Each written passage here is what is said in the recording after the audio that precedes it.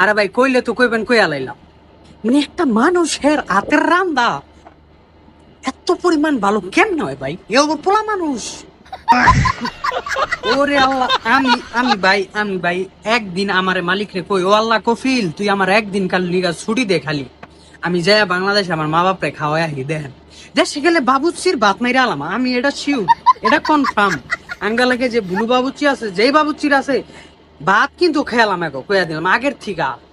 Saudi আরব যেমন দালালের ভাত খেয়ালাইছি, এরকম বাংলাদেশে গেলে কিন্তু বাংলাদেশের বাবুচ্চি, আঙ্গ এলাকার বাবুচ্চি কিন্তু ভাত মাত খেয়ালাম আমি। মানে বুঝলেন নি আর কি কি রান্ধি ভাই, হুদা লবণ মুরগি আর ওই লগা মশলা লাল হলুদ ফাঁকি মরিচ ফাঁকি, হ্যাঁ সাত আত্মাতলায় খেয়া লাগে।